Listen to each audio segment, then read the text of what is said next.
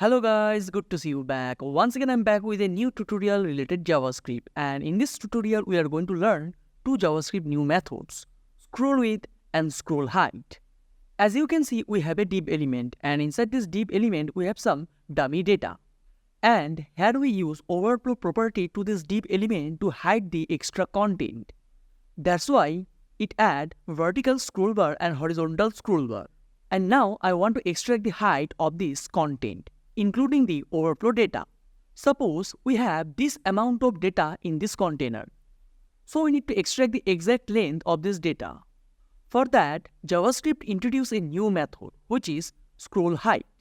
At the same way, if you want to extract the horizontal data width, you need to use scrollWidth method. So let's start the practical and see how we can use these methods. So as you can see, side by side, I open my Visual Studio Code editor and my browser using Live Server extension, and I already created an HTML document named index.html.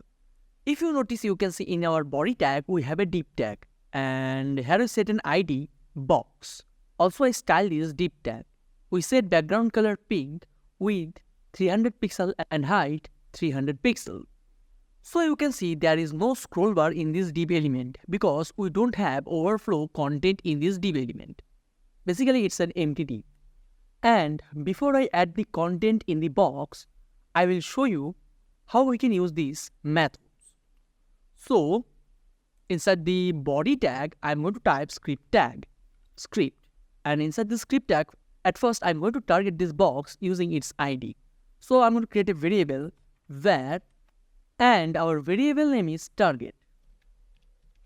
Target equal to document dot query selector. Inside the round braces, I'm going to pass the ID name, hashtag box.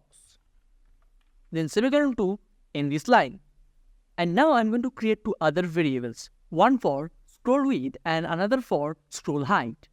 So first variable I'm going to use var, and our variable name is scrollWidth underscore width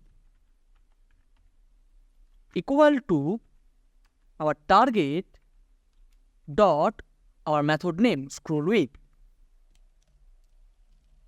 semicolon to end this line. Then I'm going to duplicate this line and replace width with height. Also here I'm going to type scroll height.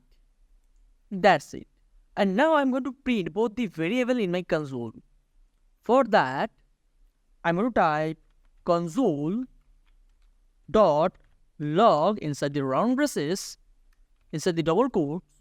First, I'm going to print scrollWidth. ScrollWidth. Then concatenation sign, I'm going to call the variable, and our variable name is scrollWidth, and semicolon to end this line. Then I'm going to duplicate this line, and this time I want to print scrollHeight. So I'm going to replace width with height. Also here I'm going to pass this variable scrollHeight.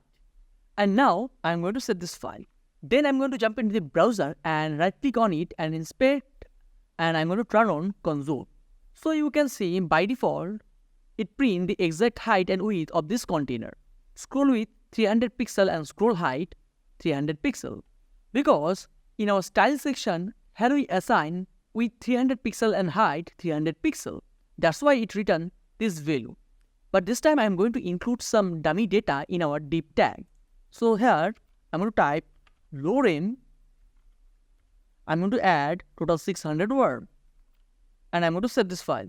After save this file, as you can see, by default it's overflow from this container. So we need to use overflow property in our style section. Let me show you how.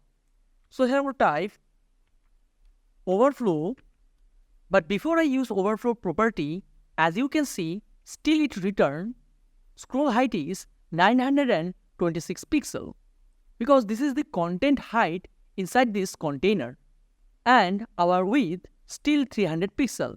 And now I'm going to use overflow auto value, auto, and if I save this file, you can see the result.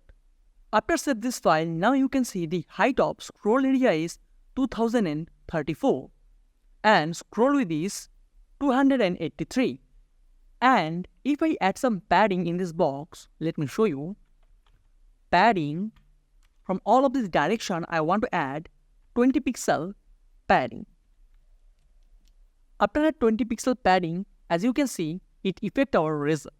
Now scroll width is 323 and scroll height is 274. And now we need horizontal scroll bar. For that, I'm going to create another div element inside this div element.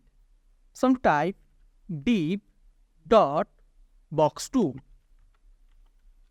And I'm going to style this div element. So here I'm going to type dot box2 inside the curly braces. First I'm going to use width property. Width 400 pixel. Height 100 pixel. Also, I'm going to add background color. Background color red. If I set this file, you can see the result. Now you can see our scroll width value become 440. Also, you can see horizontal scroll bar at the bottom position. So this is how, using this method, we can extract the scroll area value. We can extract scroll height value. Also, we can extract scroll width value. So this is it for this tutorial. Thanks for watching this video. Stay tuned for the next tutorial.